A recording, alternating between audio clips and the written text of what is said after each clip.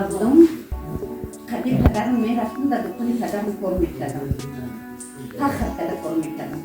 تا پدرم از خونه اومدن شد تا نمیشته که رفتن شد من تو خونه شد پیچکا او وقتی در بسایده پیچکویی خیلی الکتریکی نبود پیچکویی کموری بود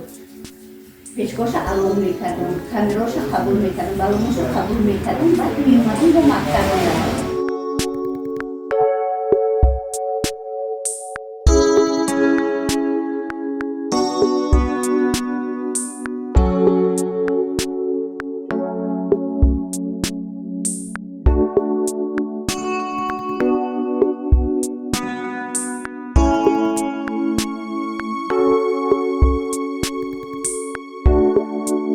وقتی که خانه پدر و مادرم اومدم ندونستم هر چی سر کنم با دیدم که دادرم خودش تو قای رفتم دبری دادرم همون پیش بزرگ دکانی پدرم که بود همونجا رفته کار میکردم با همه موقعی من سر کردم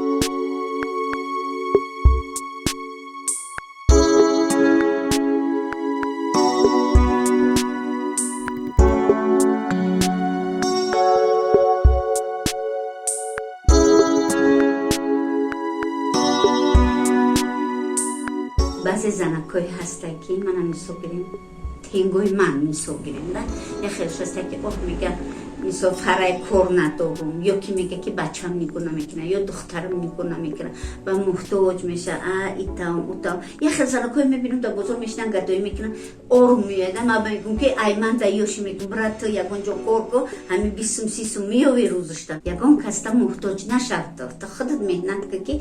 ای هیچی نمونی من خدا را 1000 بار شکرانه بچم در رسیه دخترم در رسیه جیانم همه کلام کردگیم در رسیه لیکن من یگون تاشا نمیگم که من در یاسم روی کنیتم نمیگم برای چی برای اینکه خودم خدا را شکر خداوند کریم دست داده هنر داده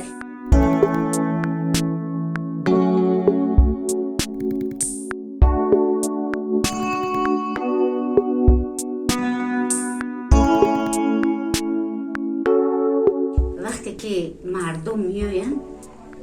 خدمتشون که میکنن اول دونستگیش میدونن نه دونستگیش در هیجان میخواد که چی این زنه کار میکنه من میگم بچه جان من 56 سال شد 55 سال شد همین نانی دکان خوردم کلان شدم وقتی که من بالانسیروفکا میکنم میتونم با من همون گفتی که با کلینتام هم اجازه من میگم که شما رفته ماشین 2-3 روز های کرده با بیای رزولتاتی کاری من گویتم که من دلم در جاش بیای که مقصد من چخیل بالانسیروفکا کرده دادم چخیل چی کرده دادم که ماشین تو میلرزونه یا بالون تو نمیخره هوایش من باید فهم لیکن میاین درست روز بعد رحمت اپا جان رحمت خاله جان گفته دست انمیتن میندار شده میرم